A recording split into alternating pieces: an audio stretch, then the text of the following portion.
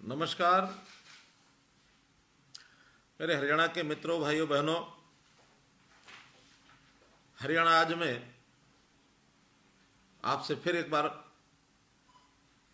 मिलने का, बातचीत करने का अवसर मिल रहा है।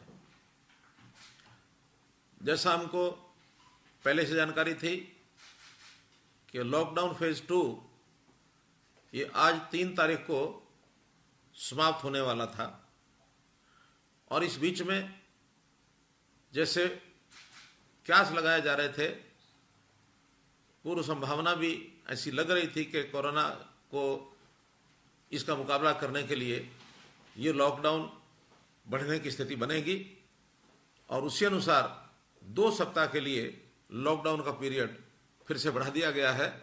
17 मई तक अब ये लॉकडाउन 3 चलने वाला है। इस बार लॉकडाउन के लगने से कल यानी 4 तारीख से कुछ उसमें पहले की गतिविधियों को आगे बढ़ाने के लिए, खास करके आर्थिक गतिविधियों को सुचारू ढंग से चलाने के लिए छूट भी दी गई है। और उस छूट देने में पूरे क्षेत्र को, देश भर में हर प्रांत में जिलानुसार 3 प्रकार के जोन बनाए गए हैं: ग्रीन जोन, ऑरेंज जोन और रेड जोन।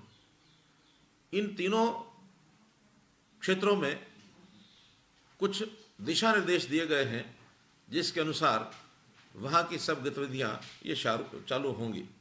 जहाँ तक ग्रीन जोन का विषय है, जो भी व्यक्तिगत रूप से चलने वाले जितने व्यवसाय हैं, गतिविधियाँ हैं आर्थिक तौर पर, जहाँ समूह के रूप में इकट्ठे नहीं होंगे, ऐसे प्राय सभी खोल दिए गए हैं। जो न खुलने वाली ऐसी गतिविधियां हैं जिसमें हमारे विद्यालय हैं, कॉलेज हैं, कोचिंग सेंटर्स हैं, मॉल्स हैं, सिनेमा हॉल्स हैं, जिम्स हैं, धार्मिक स्थल की गतिविधियां हैं, इन सब स्थानों पर अभी रोक रहेगी। अन्यथा सब दुकानें, सब बाजार, ये सब खोलने के निर्देश दे दिए गए हैं। लेकिन इसमें भी सोशल डिस्टेंसिंग का मंत्र, ये हमको सबको ध्यान रखना है कि कहीं भी भीड़ नहीं लगानी है। इसका प्रशासन भी पूरा ध्यान रखेगा। जहाँ तक बसों के आने जाने का विषय है, बसें 50% अपनी क्षमता की सवारियाँ लेकर के ही चल सकेंगी ग्रीन जोन में। और इसी प्रकार जो 4 पहिया वाहन हैं, ड्राइवर के साथ 2 सवारियाँ और बैठ करके चल सकती हैं। स्कूटर चलने की भी सहमति दी गई है। परंतु रेल, मेट्रो, जहाज, अंतर्राज्यीय बसें, इनके ऊपर भी रोक रहेगी। व्यक्तियों के नाते नागरिकों को भी थोड़ा इसमें बंधन लगाया गया है कि 10 वर्ष से नीचे की आयु के बच्चे और 65 वर्ष से ऊपर के आयु के हमारे वृद्ध बंधु, इनको घरों से न निकलें, ऐसी एडवाइजरी भी जारी की गई है।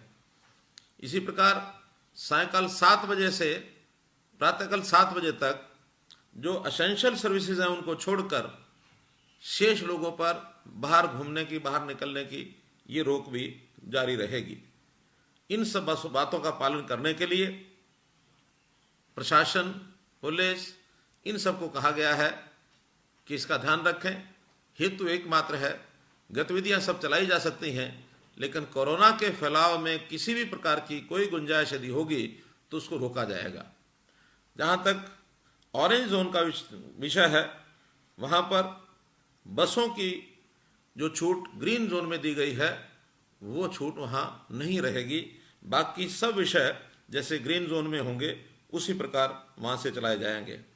जहाँ तक रेड जोन का विषय है, वहाँ पर नाई की दुकान, beauty parlour, spa, salon, rickshaw आदि, रिक्शा यानी ऑटो, टैक्सी, इनके चलाने पर भी प्रतिबंध होगा। तो इस नाते से रेड जोन में आवागमन की गतिविधियों पर थोड़ी रोक रहेगी। स्थानीय तौर पर जहाँ एक स्थान पर अपनी गतिविधि चलाने के लिए, बाकी ग्रीन जोन में जो छूट है वो छूट वहाँ भी रहेगी।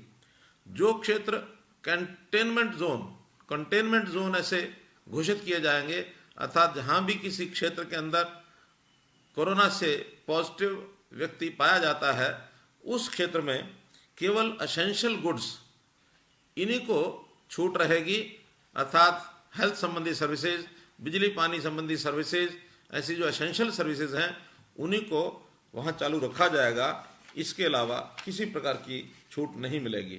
प्रधानमंत्री जी के कथन अनुसार ऐसी सब गतिविधियों को चलाने में 2 गज की दूरी, ये एक फार्मूला जो दिया है उन्होंने, इसका हम सब लोग निश्चित रूप से ध्यान रखें, इसका जरूर हमको चिंता करनी है।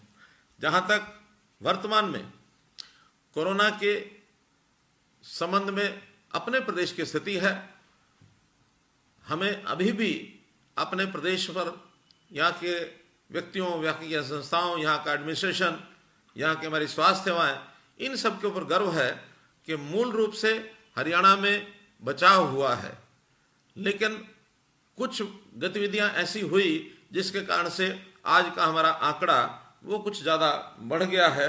इस आंकड़े की यदि मैं चर्चा करूं तो आज कुल पॉजिटिव केसेस की संख्या 364 हो गई है और इसमें 241 लोग वो स्वस्थ हो गए हैं, रिकवर हो गए हैं। आज पॉजिटिव जो संख्या शेष बची है जिनका इलाज चल रहा है वो 124 लोग हैं।